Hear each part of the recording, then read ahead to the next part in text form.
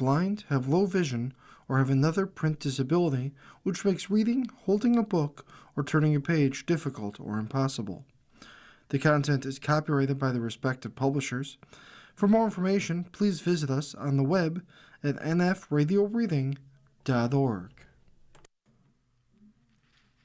Hello, and this is Dave, and for the next hour, I'll be reading from current issues of the Lockport Union-Sun Journal on the Niagara Frontier Radio Reading Service. The South Transit Plaza is to welcome a 7 Brew in March. The town is also in talks with Ross Dress for Less. Coordinator of Economic Development Pat Dufour told the town board Monday that 2 popular chains are making progress towards locating in the same plaza. Dufour said that Ross Dress for Less, a discount department store, is considering moving into the former Office Max store at 5762 South Transit Road. It's in a very preliminary phase, and they brought plans to the building department, Dufour said in an interview. There's been this big discussion on social media about whether it's Simon's, which is a women's store, or Ross, it's Ross. They say they feature fashion, home furnishings, and lifestyle products.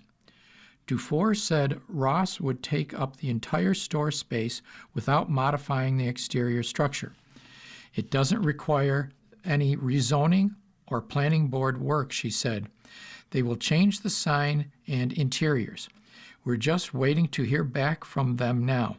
They require no approvals.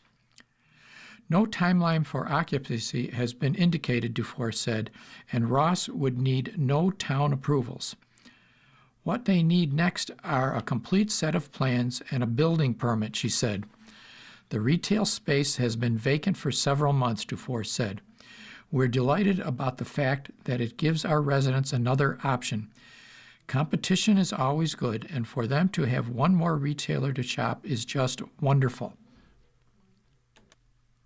The multi-state drinks-to-go chain 7 Brew is expected to open in the town in late March. Dufour tried the Brockport location over the weekend and said Lockport can expect significant lines for the drive-thru. We're very excited about them coming to our plaza on South Transit in front of where Office Max used to be. It has no indoor seating. You either walk up or drive up, and someone will come out with an iPad and take your order. What they tout that's interesting is 20,000 selections, and every single drink that comes out of there is considered custom. This is coffee, shakes, smoothies, teas, and lemonades. Each thing that you order, you get to choose the sweetness, the toppings, the drizzles, and your non-dairy option. Dufour said the drink stand will be a 700-square-foot building. The foundation is in, she said. Once the undergrounds are complete, they bring in a prefabricated building. They put it on the foundation and hook it up. There's no escaping Punxsutawney Phil's chilly shadow. Famed groundhog predicts 6 more weeks of wintry weather. Punxsutawney, Pennsylvania. Punxsutawney Phil predicted 6 more weeks of wintry weather Monday, a forecast sure to disappoint many after what's already been a long, cold season across large parts of the United States. His annual prediction and announcement that he had seen his shadow was translated by his handlers in the Punxsutawney Groundhog Club at Gobbler's Knob in western Pennsylvania. The news was greeted with a mix of cheers and boos from the tens of thousands who braved temperatures in the single digits Fahrenheit to await the annual prognostication. The extreme cold kept the crowd bundled up and helped keep people on the main stage dancing. Usually guests can come up on stage and take pictures of Phil after his prediction, but this year the announcer said it was too cold for that, and his handlers were afraid to keep him out for too long. Instead, the audience was asked to come to the stage, turn around, and do a selfie. The club says that when Phil is deemed to have not seen his shadow, that means there will be an early spring. When he does see it, it's 6 more weeks of winter. Phil tends to predict a longer winter far more than an early spring. The annual ritual goes back more than a century with its ties to ancient farming traditions in Europe. Punxsutawney's festivities have grown considerably since the 1993 movie Groundhog Day, starring Bill Murray. Other Groundhog Day predictions roll in. Phil isn't the only animal being consulted for long-term weather forecasts Monday. There are formal and informal Groundhog Day events in many places in the U.S., Canada, and beyond. Michael Venos, who tracks Groundhog Day predictions at countdowngroundhogday.com, said the early results Monday indicated a split verdict. Agreeing with Punxsutawney Phil that more winter weather is on the way this year has been generally Beauregard Lee of Georgia Groundhog and groundhog mascot Dover Doug in Pennsylvania. Also in the more winter camp were That Dog Named Gidget, a Havanese in New York, and Opossum Birmingham Jill in Alabama. Those predicting an early spring included groundhogs Buckeye Chuck in Ohio, Fig Newton in North Carolina, and Shibubakadne Sam in Nova Scotia, along with Benny the Bass, a fish in Ohio, and Pennsylvania ferret Jessup Giuseppe. That's just the start, Venos explains, to tally about 100 events. Thousands brave cold weather to see Punxsutawney Phil.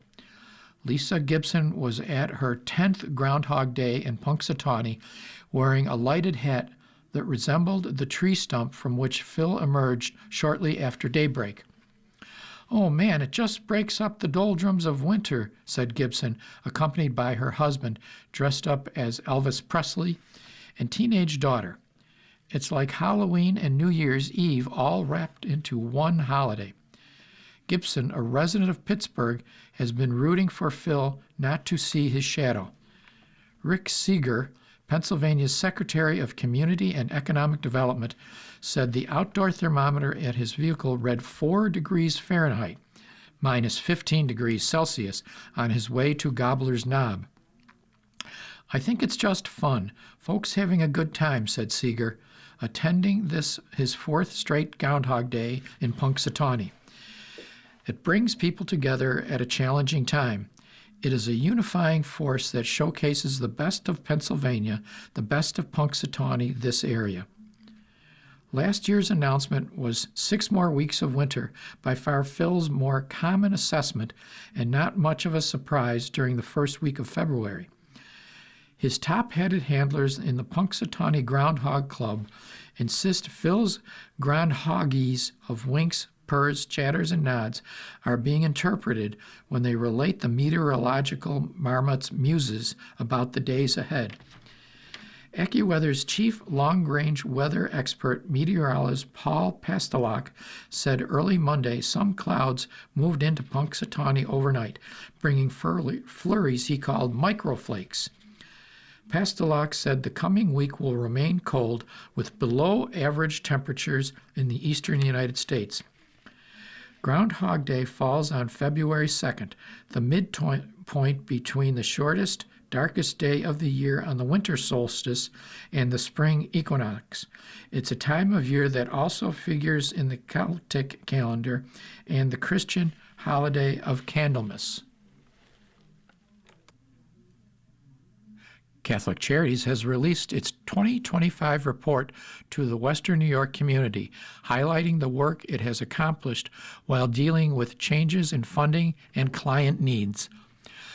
Last year wasn't without its challenges as federal funding streams shifted, resulting in program interruptions and greater hardship for the most vulnerable populations we serve, said Chuck Hayes, Chief Communications and Development Officer for Catholic Charities. However, we adapted where needed, implemented forward-thinking strategies, and remained steadfast in our goal to meet clients where they are and help them to develop the tools or access the services needed for them to thrive. Hope remained within the reach for more than 136,000 individuals facing life's most difficult moments. Among the work Catholic Charities accomplished this past year was launching a new early childhood support program for Niagara County families. Geared toward preschool-age students, it focuses on nurturing social and emotional development for those facing behavioral challenges in classroom settings.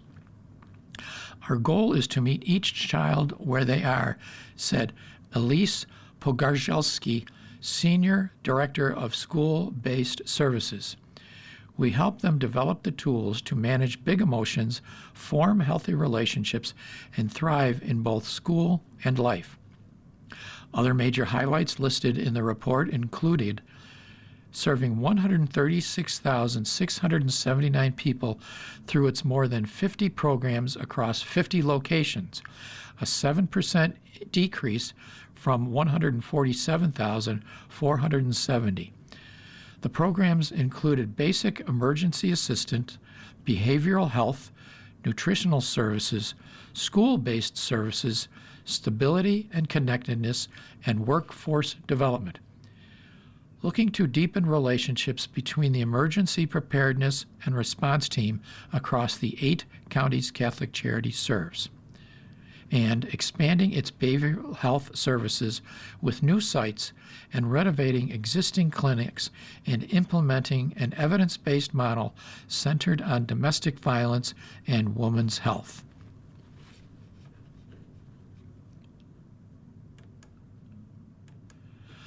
YMCA Buffalo Niagara is holding a winter clothes drive. Donations are being accepted through February 14th. Just in time for the recent blast of cold weather, the Buffalo Niagara YMCA is hosting a winter clothing drive through February 14th. All 5 Buffalo Niagara YMCA branches, including the Lockport location on Snyder Drive, will have a bin inside each where people can drop clothes off. They're looking for any new or slightly used outerwear like coats, hats, scarves, mittens, earmuffs, and ski bibs. Sometimes, like boots and long underwear will not be accepted. Some items, like boots and long underwear, will not be accepted. They can also be donated in Buffalo, West Seneca, Amherst, and Kenmore. While YMC Communications Director Paul Stockman said they conduct clothing drives at various times of the year, this one timed out well because of the frigid weather these past few weeks. Think of people without winter clothing or are wearing something that's years old because they can't afford a new one. After the drive ends, YMC volunteers at branches will distribute the clothes throughout Western New York to those in need. Stockman said they are looking to help as many people as possible. If you have items in the closet or children that have outgrown their clothes, don't throw them away, Stockman said. Bring them here. There could be kids where they fit perfectly. Those looking for more information can contact Stockman at 678-232-5919 or at pstockman@ymcabn.org.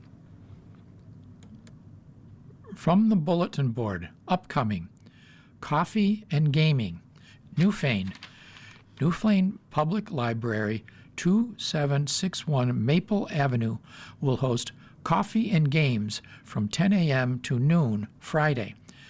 Coffee service ends at noon, but gaming may continue if players wish, according to Library Director Gretchen Schweigert. Advance registration is encouraged. Call 716-778-9344 or email newfanellibrary@nioga.org. The Middleport Board has a meeting. The Village Board for Middleport will hold a special meeting at 5:30 p.m. February 10th to work on the 2026-2027 village budget, Clerk Treasurer Lisa M. Van Buren announced. there is a Rotary Scholarship deadline. The Rotary Club of Lockport is continuing its annual scholarship program in 2026. One award will be made in March, an academic scholarship of $2,000 each year for 4 years. Applicants will be residents of Lockport City School District who are graduating this year from Lockport High School, Orleans Niagara BOCES, or any other regional high school. For complete program information and application forms, click on Resources and then Scholarships on the club's homepage, www.lockportrotary.com. Applications must be received by February 11th. Ongoing. Returnables for Lockport Cares. Returnable cans, bottles can be redeemed and the deposit money donated to the Lockport Cares Emergency Center through 4 local redemption centers. Bring your containers to any of these redemption centers and be sure to mention you want your return funds to go to Lockport Cares. The Bottle and Can Retrieval Center at 5714 South Transit Road, Lockport. The Upstate Bottle Return, 6620 Lincoln Avenue near Davison Road. Upstate pays 6 cents per container on the 6th day of each month. At the Express Redemption Center, 6171 McKee Street in Newfane. And Porter Empty Return at 3628 Ransomville Road, Ransomville. And here's a pitch for us. Niagara Frontier Radio Reading Services exists for members of the community who are blind or sight impaired. Every day, volunteers read newspapers, books, magazines, and other printed materials over the air on a 24/7 basis, as well as online to any internet-connected device. The service is free. For information about how it works, call 716-821-5555 or visit nfrradioreading.org. You are listening to radio's reading of articles and features from the Lockport Union-Sun and Journal on the Niagara Frontier Radio Reading Service. NASA is hit by a fuel leak during practice countdown of the moon rocket. Cape Canaveral, Florida. NASA ran into a leak while fueling its new moon rocket Monday in one final make-or-break test that will determine when astronauts can launch on a lunar fly-around.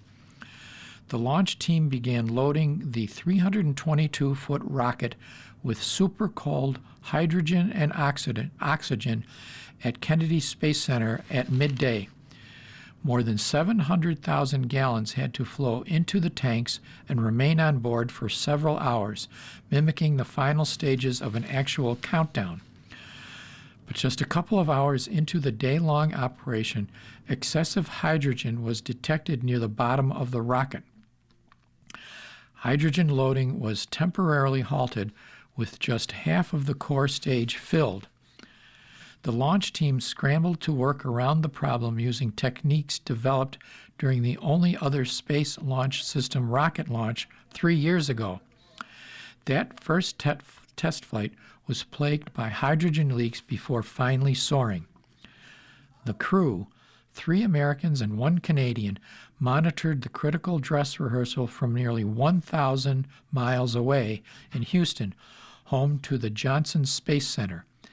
They have been in quarantine for the past 1.5 weeks, awaiting the practice countdown outcome. The all-day operation will determine when they can blast off on the first lunar voyage by a crew in more than half a century.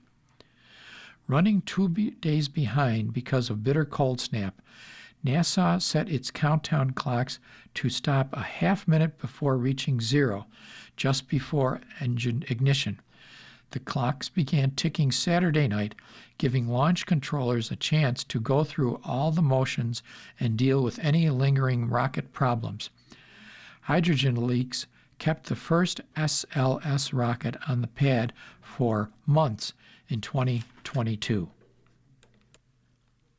Celebrating the United States semi-quincentennial, founders and guardian Jackie Robinson. Jack Roosevelt Robinson was born on Friday, January 31st, 1919, in Cairo, Georgia, where his family sharecropped. The following year, when his parents separated, his mother and her 5 children relocated to Pasadena, California. Jackie, the youngest child, was educated in public schools of Pasadena Junior College, and UCLA, where he lettered in football, basketball, track and field, and baseball. Jackie's older brother, Mac, was an extraordinary sprinter who won a silver medal in the 1936 Olympic Games in Germany. He finished just behind the American gold medalist, Jesse Owens.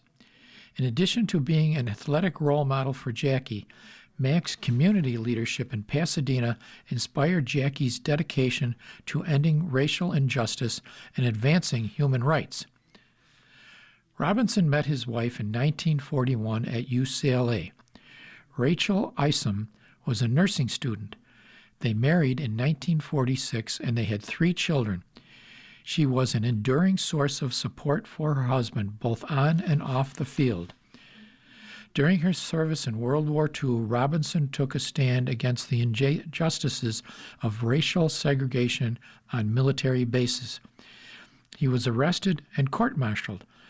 A court-martial board acquitted him, and he was given an honorable discharge. That incident was a foretaste of the impact he would have on the civil rights movement throughout the rest of his life. Martin Luther King Jr. once said that Robinson was a freedom rider before there were freedom rides. Robinson began his professional baseball career in 1945 with the Kansas City Monarchs of the Negro Leagues. Later that same year, he signed with the Brooklyn Dodgers. Branch Rickey, the president of the Dodgers, signed Robinson and assigned him to the Montreal Royals, a Dodgers farm team. Rickey knew that breaking the color barrier in professional baseball was not going to be easy, either for the team or the player who would do it. Rickey warned Robinson of the challenges would he face from fans, opposing teams, the press, and even his own teammates. Jackie agreed that he would neither resist nor fight back. Based on his showing in his first season with the Royals, he was promoted to the Major League roster for the 1947 season. On April 15, 1947, at Ebbets Field, home of the Brooklyn Dodgers, Jackie Robinson began his Major League career. That day and in that place, he broke the racial barrier that existed in the modern era of the great American pastime. During his initial season, he responded to racial prejudice and bigotry with amazing restraint. He showed remarkable commitment to the game, his team, and the cause of racial equality, while demonstrating an amazing degree of baseball talent. He batted .297 with 12 home runs as a rookie. He led the National League in stolen bases and was named Rookie of the Year. During his 10 seasons with the Dodgers, he had a batting average of .311, won the Most Valuable Player award in 1949, and powered the Dodgers to a 1955 World Series championship. He played in 6 World Series and was named to the All-Star team 6 times. Robinson retired from baseball following the 1956 season. After a legendary baseball career, Robinson was an active champion in the growing movement for racial justice and equality in the United States. He was a highly regarded member and a respected voice for the National Association of Advancement of Colored People, NAACP. He and his family participated in the August 1968 March on Washington, led by Martin Luther King Jr. Reflecting on that day, Robinson expressed great pride in his racial heritage and in being an American. As a journalist, Jackie's syndicated column, Jackie Robinson Says, focused on political engagement, civil rights advocacy, and sports. In 1965, he joined ABC Television as a Major League Baseball analyst and broadcaster. Number 42 also made his mark as a respected business person. He served as the vice president of the Chock-full of Nuts Coffee Company and was the chair of the NAACP's Freedom Fund Drive. As an entrepreneur, he was a co-founder of a bank in Harlem, and he opened a construction company focused on low-income housing initiatives. For the last years of his life, Robinson struggled with the effects of diabetes. He died in 1972 at the age of 53. The committed freedom rider was laid to rest at Cypress Hills Cemetery in New York, New York. The advancements Robinson brought to both sports and society stand as his enduring legacy. He has been honored time and again not only for what he did, but also for how he did it. For his numerous achievements, Robinson received the NAACP's Spin Guard Medal in 1956. In 1962, he was inducted into the Baseball Hall of Fame on the first ballot, breaking yet another racial barrier. President Ronald Reagan posthumously awarded Robinson the Presidential Medal of Freedom in 1984, noting that Robinson struck a mighty blow for equality, freedom, and the American way of life.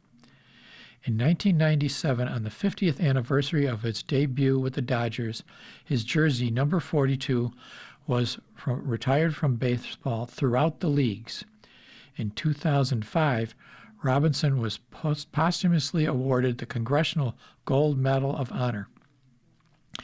Each year on April 15th, every Major League ball player wears 42 to commemorate Jackie Robinson Day.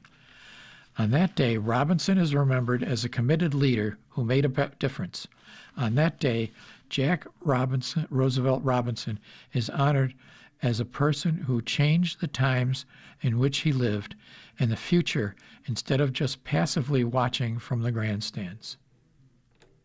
You are listening to a reading of articles and features from the Lockport Union-Sun Journal on the Niagara Frontier Radio Reading Service.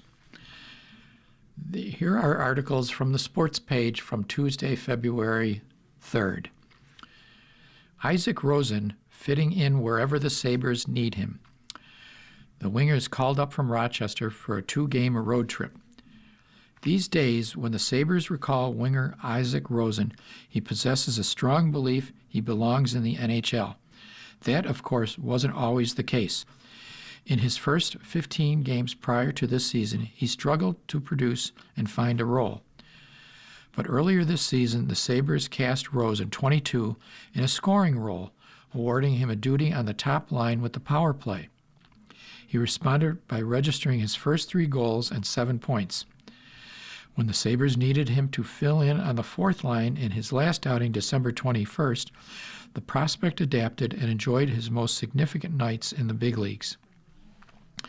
It's never an easy transition, a confident Rosen said Sunday in KeyBank Center after the Sabres recalled him from Rochester Americans.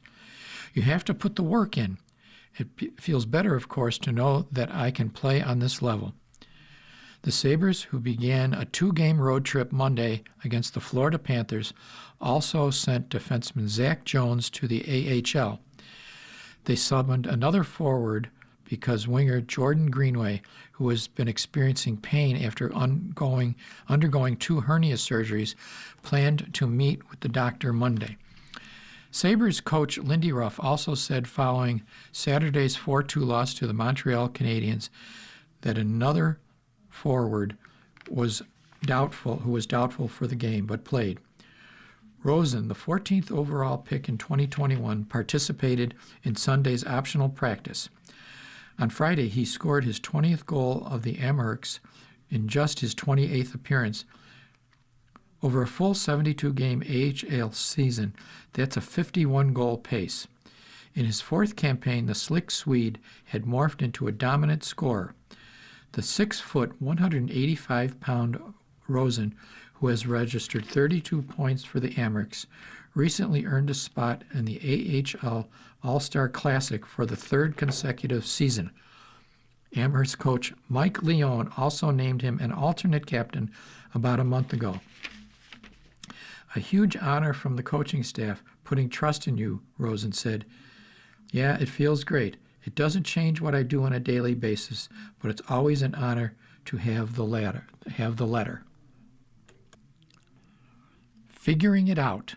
Amid a tough start, Niagara Falls High School looks to turn the corner as the postseason nears. It's a bit strange. Something just doesn't seem right when looking at Section 6 Class AAA standings. Refreshing the page might be necessary to make it all seem real. Niagara Falls is sitting at 4-8 in February. The second number is even never bigger than the first in its record. It just doesn't happen. Since Niagara Falls and LaSalle merged in 2000, the Wolverines have finished below 500 once. That was in 2013-14. But here we are. The season does not end February 2nd, though.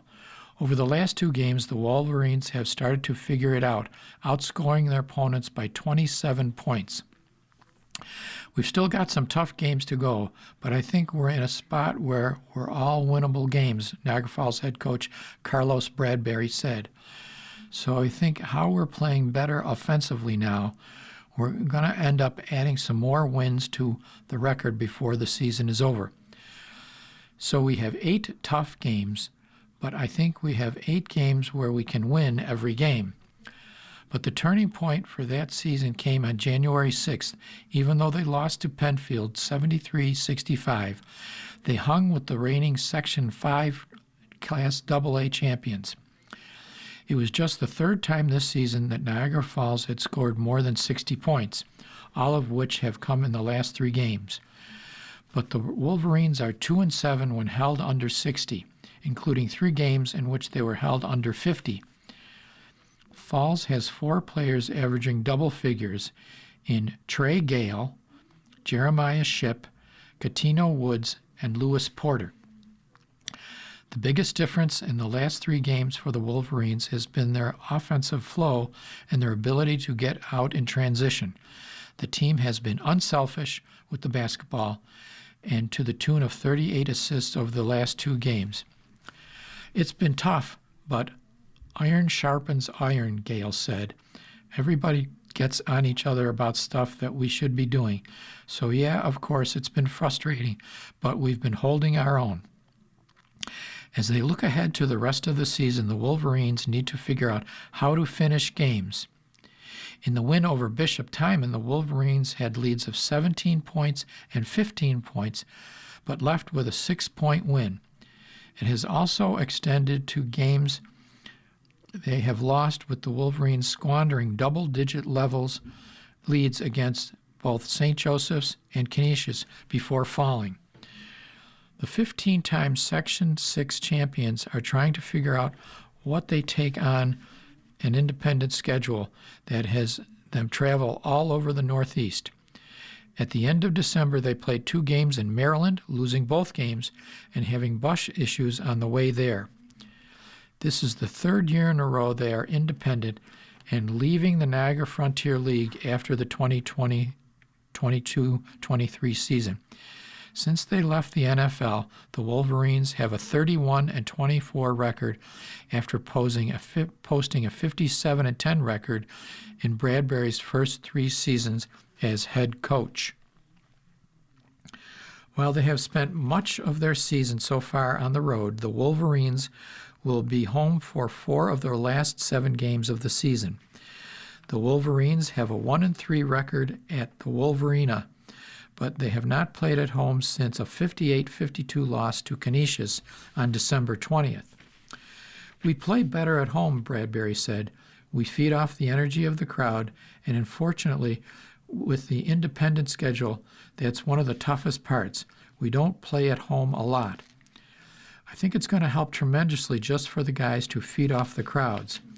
We always have a great crowd, and they're really supportive, so I just think that makes you play a little bit better. The Wolverines season is following a similar script to last year's, with a slow start early before what they hope is a strong finish.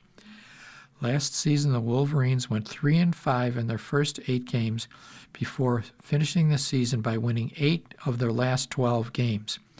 It is a trend that will need to continue if they go on a run for the 24th Section 6 title since 2000.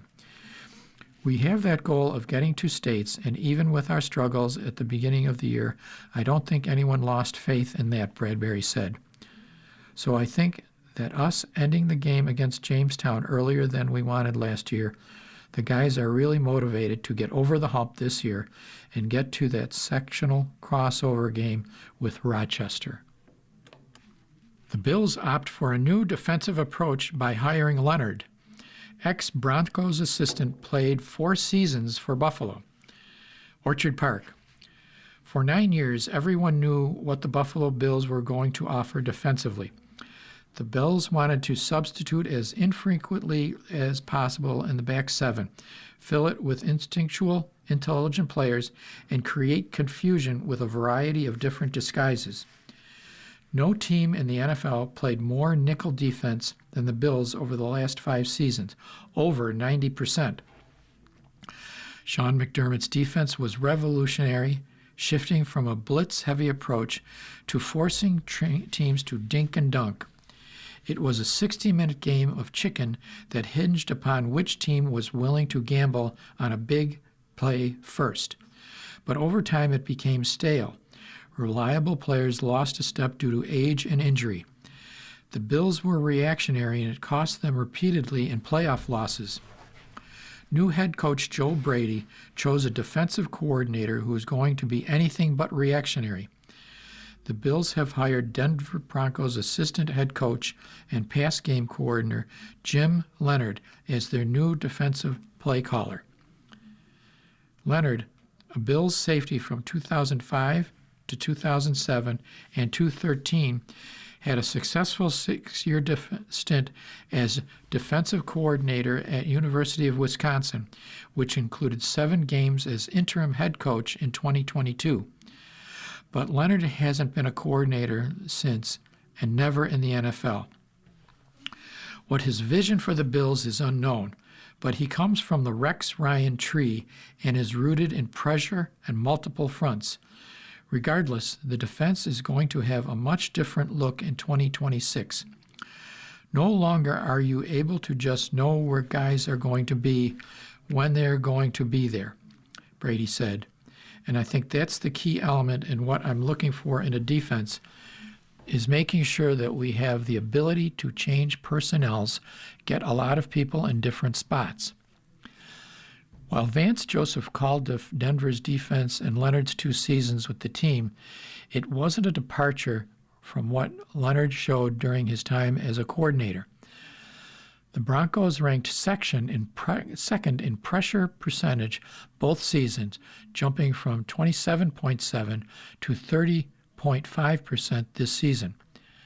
Denver ranked 7th in 2024 and 6th in 2025 in blitz percentage, compared to 27th and 22nd for the Bills, while netting over 60 sacks, including 68 this season, the second most in NFL history. Leonard's philosophy wasn't always blitz-heavy, however, especially on 3rd downs. He was a frequent user of simulated pressures, sending 4 rushers while making it hard to predict which 4 were coming, something the Bills did frequently late in the season. Although the Bills were uneven in sacks during McDermott's tenure, they ranked in the top half of the league in pressure percentage the last 5 seasons, but it never showed in the playoffs. In the last 6 playoff losses, the Bills allowed 68.5% completions and 14 touchdown passes, while generating just 6 sacks and 1 interception. And they weren't able to create pressure on just 17.1% of dropbacks. But hiring Leonard also likely brings different ideas and personnel. Like Ryan and former Bills defensive coordinator Mike Pettine, Leonard played 6 of his 10 seasons for one or both. Leonard has used a 3-4 base defense to a contrast of McDermott's 4-3. It's not the drastic shift that it was in the 1980s and 90s because teams use so many sub-packages, and the Broncos ranked 20th in number of base defense snaps this year. But some personnel will have to change for the Bills next year. We do think we have some pieces that fit in that, Bills general manager Brandon Beane said. Maybe some don't fit as well, and we'll talk about what that looks like. And we'll look in free agency.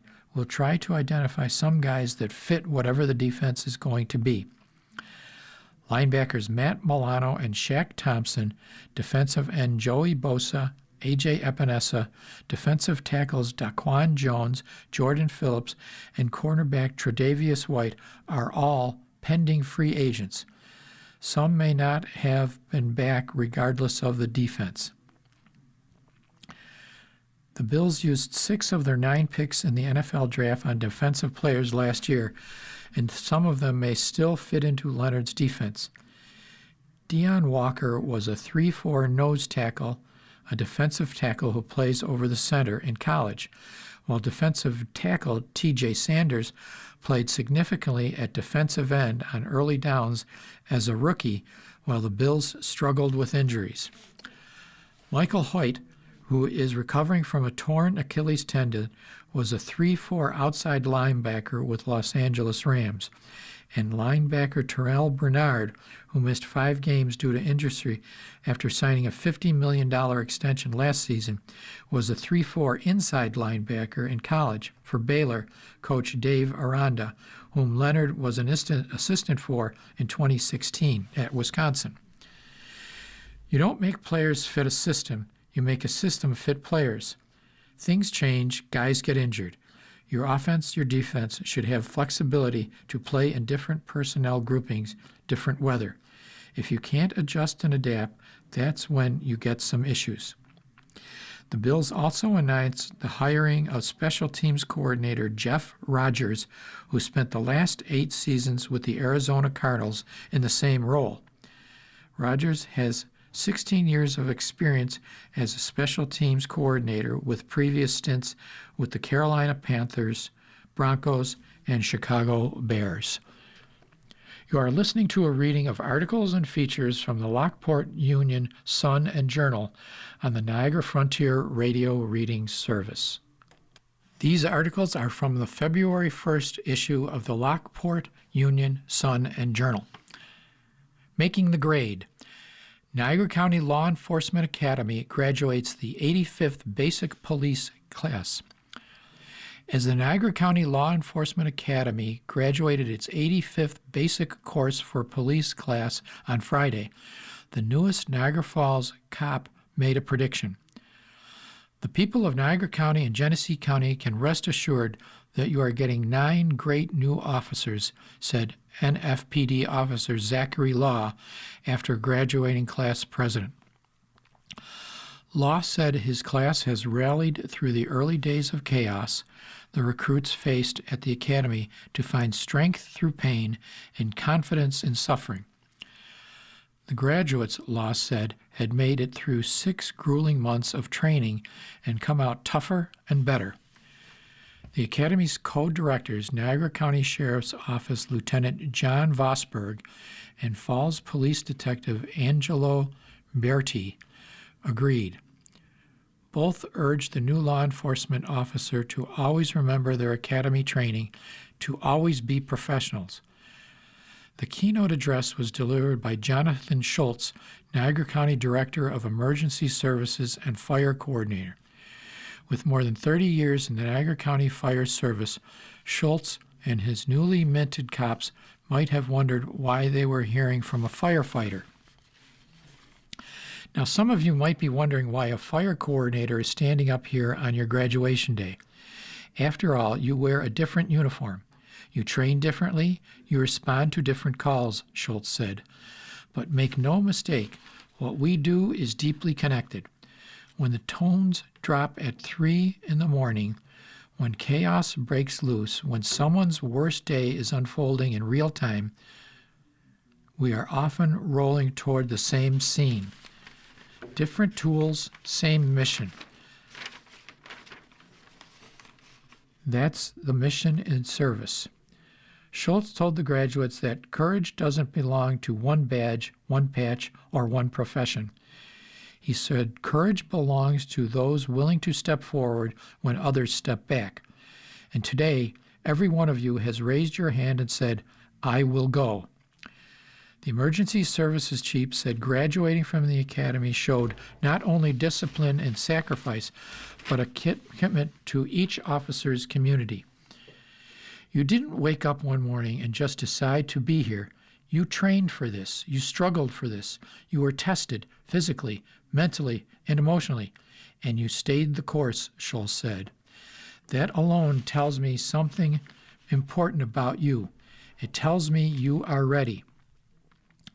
Schultz referenced protests aimed at some arms of federal law enforcement across the country and suggested the new officers were entering the profession at a difficult time. You are graduating at a time when your profession is not easy. You know that. You feel it, Schultz said. Policing today exists under a microscope. Every decision is questioned. Every mistake is amplified. And yet, despite the weight of that reality, you choose to serve anyway. That tells me something else about you. It tells me you are not here for applause. You are here for a purpose. The emergency service veteran also had a message that he said doesn't show up in training manuals. He called them things that will define your career long after you forget the details of your first radio call. You will never be just enforcing laws. You will be influencing lives. Most of the people you encounter will never remember the statute you applied or the report you wrote, but they will remember how you treated them. They'll remember whether you listened, whether you showed respect, whether you saw them as a problem or as a person. Schultz said, that's where character comes in. Character is what you do when no one is filming. Character is how you treat someone who can't give you anything in return. Character is choosing restraint when force would be easier, and choosing action when action is required. As a fire coordinator, I've learned that the public doesn't judge us by our intentions. The Academy traditionally presents a number of individual awards for outstanding achievement. Law received the Detective Lieutenant Christina Zell Physical Fitness Award, presented to the recruit who excels in all areas of physical training. It honors the late Falls police detective who emerged from the academy to become a marathon runner and returned to the NCLEA as a fitness instructor. North Tonawanda police officer Jordan Fox received the Sergeant Jeff Juran Defensive Tactics Award, as well as the Jeffrey A. Incardona and Joseph E. Stebling Memorial Awards. The Stebling Award, named for the Academy's first director, honors excellence in all areas of training, while the Incardona Award is given to the recruit who works for the benefit of all members of the class so that all will succeed.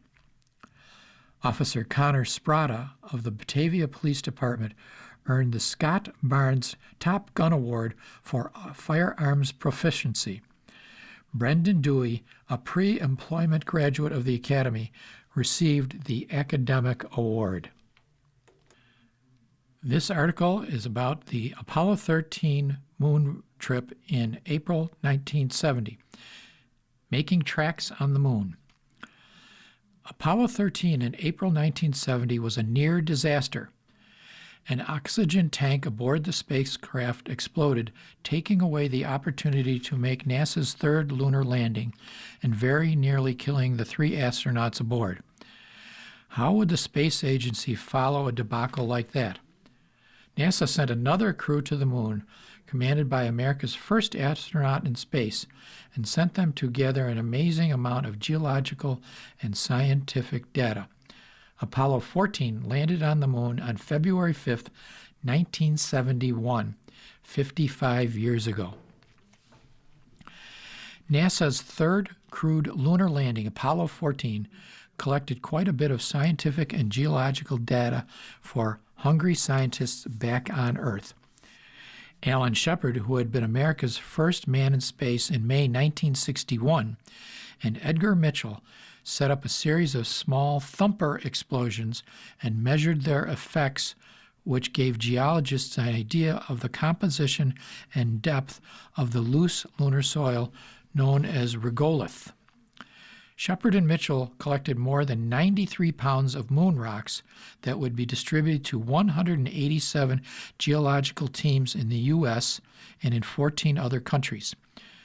One rock turned out to be the third largest collected during Project Apollo, and it has been nicknamed Big Bertha. Geologists suspect it was originated from Earth and was slung to the moon by a comet or meteorite strike. While Shepard and Mitchell were on the surface, their crewmate, still in orbit around the moon, Stuart Roosa, also performed a number of experiments that made a thorough photographic survey of the moon, including proposed future Apollo landing spots. That's not to say the mission went smoothly. A major problem popped up shortly after launch when Apollo 14 command and service modules separated from the rest of the spacecraft and turned around to dock and extract the lunar module from the upper stage of the Saturn V rocket. The docking mechanism failed to engage. It took 6 tries before the two craft were firmly linked up for their voyage to the moon. Then, on landing day, as Shepard and Mitchell separated their landing craft from the command module, an alarm went off, indicating a procedure had been triggered to abort the landing and return to lunar orbit. But the procedure had not been triggered. The problem turned out to be faulty software. A NASA engineer in Massachusetts was hauled out of bed at 2 a.m. and told he had 90 minutes to fix the problem. He did. Shepard and Mitchell made 2 excursions onto the lunar surface over 2 days. On the second day, their task was to haul their new equipment caddy cart to Cone Crater, a mile or so away, with the rim 1,000 feet high. The more they walked, however, the further away their crater seemed to be. As the day wore on, the two kept walking. When the terrain grew too steep for their cart, they simply picked it up and carried it. Eventually, though, NASA controllers would hear the 40-year-old Shepard struggling to catch his breath. Telemetry from his suit showed Shepard's heart rate was beating more than 140 times a minute. Over the objections of both moonwalkers, NASA ordered the two to abandon their walk to Cone Crater and return to base. It would later be determined they gave up just 100 feet from the edge of the crater. Despite their exertion that day, Shepard gained a pound during his mission, the first NASA astronaut to gain weight in space. Even Roosa had lost 10 pounds. One final surprise: golf on the moon. As the astronauts of Apollo 14 were wrapping up their second and final day of exploring the surface of the moon, Shepard staged a little surprise for the mission control and viewers watching on live TV. He made a special 6-iron golf club head that attached to the handle of a tool used to take lunar soil samples. As he explained what he was doing, he affixed the club head and pulled out a pocket of his spacesuit, what he called a little white pellet that's familiar to millions of Americans. Shepard had brought 2 golf balls with him. Shepard's suit limited his mobility, so he was forced to use his makeshift club with only one hand.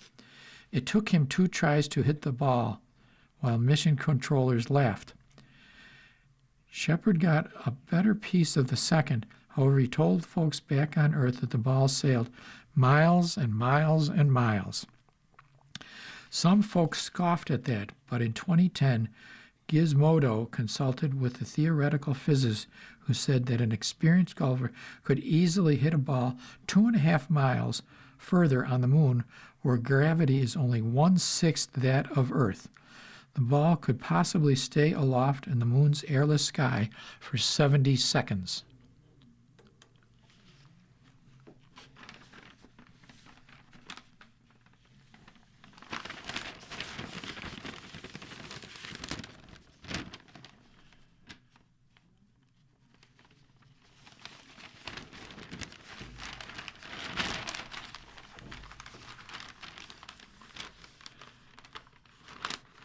On the features page, this is called Unusual Place Names in Lockport. Today's article will highlight 3 unusual place names, 2 in the town of Lockport and 1 in the city. The first was a short-lived location lasting only a few years. The second still endures after nearly 200 years. Blue City was a temporary labor camp set up on Hinman and Bear Ridge roads behind the former Niagara, Lockport, and Ontario Power Company plant, not far from the old Hitchens Bridge at Summit Street and State Road. The camp was built January 1909 to house mostly Italian and Polish workers of the United Engineering Company. The firm contracted to enlarge Section 40 of the Erie Canal in Lockport. This encompassed the canal from the Transit Street Bridge to Sulphur Springs, where the guard gates are near the Flegel Road Bridge, a distance of about 5 miles. This particular stretch of canal was part of the Deep Cut, the stone corridor excavated in the 1820s to connect the locks at Lockport with Tonawanda Creek in Pendleton. Much of the work would still involve blasting away tons of rock, but the equipment had advanced considerably since the 1820s. This enlargement widened the canal from 70 feet to 90 feet and deepened it to 12 feet. The camp was called Blue City because all the buildings were painted blue. At least 3 barrack-style buildings, along with other several structures, were constructed to house and support about 300 men. There was 1 for laborers, 1 for skilled workers, and 1 for engineers. For those men who lived in the city, the International Railway Corporation added a spur to the camp from their line going out of the city. A special fare of 5 cents was granted to the workers for the morning and evening commuting hours. This was the same rate as the city trolleys, but beyond the city limits, the fare was normally 10 cents. In January 1911, the workers petitioned the Public Service Commission to request the IRC have a special fare all hours of the day, as well as providing a more commodious station at Hinman Road. A year later, it was reported that the request had been granted, but now the workers wanted it to apply to transfers to other lines as well. Whether this was approved or not could not be found. Newspapers from 1910 to 1913 detail a rough and tumble existence, including fights, robberies, assaults, murders, and at least 1 riot committed by Blue City men, either in the camp or in the city of Lockport. 90 years later, it was the Irish canal workers who were engaging in the same sort of activities. Reports of work-related injuries and deaths were also noted, with workers being blown up and losing appendages. The task was made more difficult because there were limits on the work that could be done during the canal season. In the off-season, the men had to contend with harsh weather conditions. Many of the photos in the Niagara County History Center collection show the laborers and equipment workers in the snow. The other complication was that Canal Road, now Bear Ridge Road, could not be closed to traffic while the enlargement work was taking place. It took more than 4 years to widen and deepen this 5-mile stretch, and when the work was completed in January 1913, the camp was dismantled. The total cost of the enlargement of the section was $2,237,256. That's almost $73 million in today's dollars. Other place names such as Rattlesnake Hill were apt 200 years ago, when there were an abundance of these reptiles in the area. Due to Lockport being on the Niagara Escarpment, there are several other places with the word hill in the city. Deport Hill, Factory Hill, both referred to the northern end of Washburn Street where it meets Union Street. These names need no explanation, but what about Pioneer Hill? Except for those who grew up in that section of the city, some people may not know the origin of that name. The following program is intended for listeners who are blind, have low vision,